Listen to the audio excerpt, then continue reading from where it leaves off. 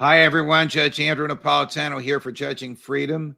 Today is Thursday, October 13, 2022. It's about 10:50 here in the morning on the East Coast of the United States. John Durham, remember him? He's the special counsel appointed by then Attorney General Bill Barr in the Trump administration to investigate the origins of the Russia-Trump collusion, if you want to call it a hoax, if you want to call it Mueller investigation, whatever you want to call it, that whole hullabaloo. He indicted three people. One, Kevin Kleinsmith, a young assistant lawyer at the FBI who pleaded guilty to filing a false document with the Foreign Intelligence Surveillance Court. Mr. Kleinsmith probably will lose his license to practice law for 5 years, and then he'll get it back. He was sentenced to 6 months of probation or house confinement. Michael Sussman, Hillary Clinton's lawyer, was indicted for lying to the FBI during the course of the trial. The FBI agents on the stand under withering cross-examination from Mr. Sussman's lawyer. Sussman is a lawyer who's the defendant. He has his own lawyer representing him in the courtroom. His lawyer cross-examined the FBI agents and got them to admit that lying is part of their craft, that they, in fact, not only lie to people that they are interrogating, they lie to each other and they lie to their bosses. It took the jury about 30 minutes to acquit Mr. Sussman. All this is background to the point of this morning. The last of John Durham's trials is against a fellow named Ivan Dachenko. Mr. Dachenko is a Russian lawyer who is a permanent legal resident of the United States. Mr. Dachenko worked with and for Chris Steele.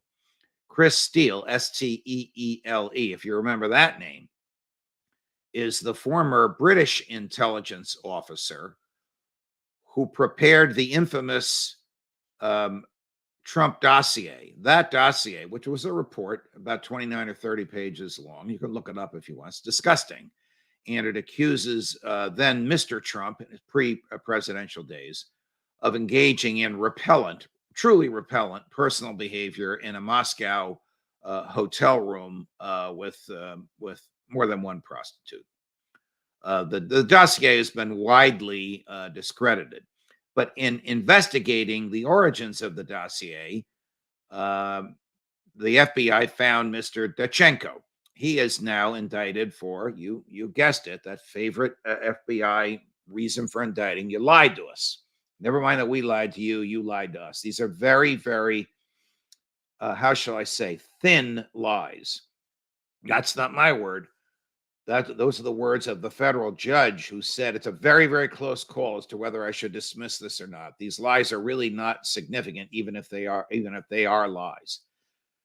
Judge, if you feel that way, you should dismiss it. When it's a close call, it goes to the defendant. That's not me. That's Anglo-American jurisprudence. The defendant gets every benefit of every doubt. When all things are equal or when everything is close, the defendant wins. Not in this case.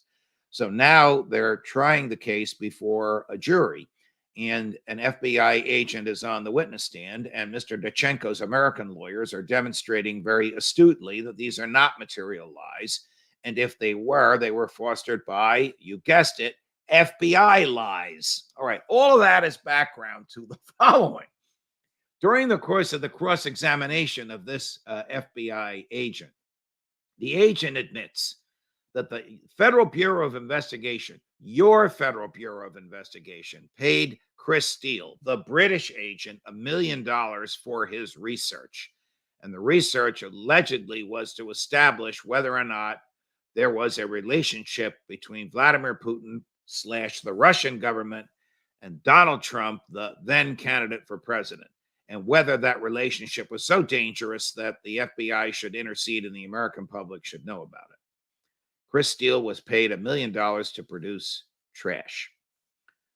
We already knew that Chris Steele was an agent for GCHQ or MI6. GCHQ is the British domestic spying entity, like our NSA.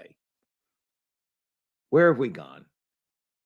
That in the supposedly two freest countries in the world, there are domestic spies, the government spying on us. But that's where we are today. That's where Britain is today. MI6 is the British CIA, theoretically spying only on foreigners. as we know, the CIA spies domestically and MI6 spies domestically. NSA spies foreign and GCHQ spies foreign. Their lines between them have been blurred. There is an unwritten rule between American and British intelligence that they won't steal each other's agents. So for years, it was kept under wraps that Chris Steele, MI6 agent being paid by MI6, was also being paid by the FBI. Where did that money go? It went to Chris Steele. What did he produce? A 29-page dossier alleging that Donald Trump did horrible, disgusting things with these prostitutes in a Moscow hotel room that nobody believes and has been totally discredited. Should the FBI be able to spend your tax dollars on things like this? Absolutely not. Should there be an FBI? No, there shouldn't. It's not authorized by the Constitution. We don't need federal cops. But since the days of J. Edgar Hoover under Woodrow Wilson, that's what we have. More as we get it. Judge Napolitano for Judging Freedom.